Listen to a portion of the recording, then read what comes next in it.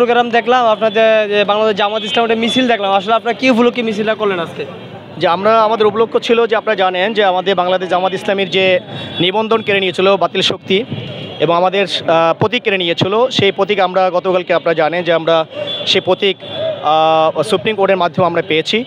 সেই প্রতীককে আমরা পাওয়ার উপলক্ষেই আল্লাহ রাব্বুল আলামিন শুকরিয়া দান আমরা আজকে মিছিল করেছি। আল্লাহ শুকরিয়া আদায় করছি যে আল্লাহ রাব্বুল আলামিন আমাদেরকে যে আমাদের যে জুলুম করা হয়েছিল, জুলুমের প্রতিদান হিসেবে আল্লাহ রাব্বুল আলামিন আমাদের বিজয় দিয়েছেন। আমরা প্রতীক ফিরে পেয়েছি, জামাত নিবন্ধন ফিরে পেয়েছি, এই জন্য আজকে মিছিল করেছি আমরা। আচ্ছা, ইতিমধ্যে যে একটা গুঞ্জন উঠে আসছে যে ইসলামী সমমনা দলগুলো যদি ঐক্যবদ্ধ হতে পারে আসলে ভালো একটা ভোট ব্যাংক হবে এবং ইসলামের পক্ষে ভালো একটা সাপোর্ট আসবে, আসলে এই ব্যাপারে আপনারা কী সিদ্ধান্ত নিয়েছেন দল পক্ষ থেকে? যে ইনশাল্লাহ আমরা আশা করছি আগামীর যে নির্বাচন হবে সেই নির্বাচনে সকল ইসলামী দল নয়, সকল মানুষ ইসলামের পক্ষে রায় দেবে এবং সেই রায়ের মাধ্যমে আগামীতে কোরআন এবং সুন্নাহ অনুযায়ী রাষ্ট্র পরিচালনা হবে। সেই ক্ষেত্রে নেতৃত্ব দেবে সকল ইসলামিক দল।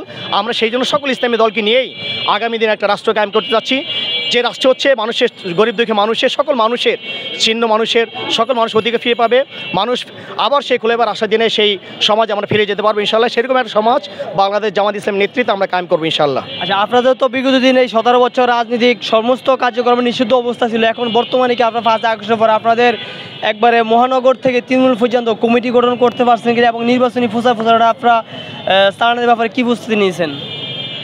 আসলে এই কথাটা তো মানে কতটা সুন্দর হয়েছে আমি জানি না, তবে বাংলাদেশ জামাত ইসলামী সবসময় প্রত্যেকটা ইউনিটে নয়, প্রত্যেকটা মহল্লাতে হচ্ছে কমিটি ছিল, কমিটি ভিত্তিক কাজ ছিল। সকল সময় সে জালিম শাহী যখন ছিল বাংলাদেশের রাষ্ট্র ক্ষমতায়, তখনও তাদের বিরুদ্ধে আমরা সকল প্রোগ্রাম আমরা অংশগ্রহণ করেছি, মিছিল করেছি, মিটিং করেছি।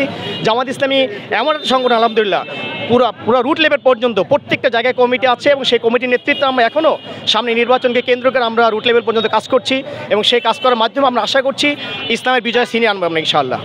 আচ্ছা, ওই যে অন্তর্বর্তীকালীন সরকার যে কিছুদিন আগে লন্ডন গিয়ে বললেন যে একটা সাক্ষাৎকারে যে আসলে আওয়ামী লীগকে স্থায়ীভাবে নিষিদ্ধ করা হয়নি, কিছুদিনের জন্য তাদের আসলে এই মার্কা এবং নির্বাচন কিছুদিনের জন্য স্থগিত করা হয়েছে, আসলে স্থায়ীভাবে যে একটা নিষিদ্ধ ওইটা করা হয়নি, আসলে এই ব্যাপারে আপনি কী বলবেন? না, এইটা তো আসলে এটা আমরা তো বলে লাভ নেই, এটা অন্তর্বর্তী সরকার যেটা সিদ্ধান্ত নেবেন, আমরা বলছি যেটা দেশের কল্যাণ হবে সেটার জন্য করুক। এবং যে বিষয়টা সিদ্ধান্ত আমরা আগেও চেয়েছিলাম, যারা বাতিল শক্তি দেশের বিরুদ্ধে যারা কাজ করছে, ইন্ডিয়ার পক্ষে যারা কাজ করছে, তাদেরকে আমরা দেশ থেকে উৎখাত হোক, সে দেশ থেকে নিষিদ্ধ হোক, সেটা আমরা চাই।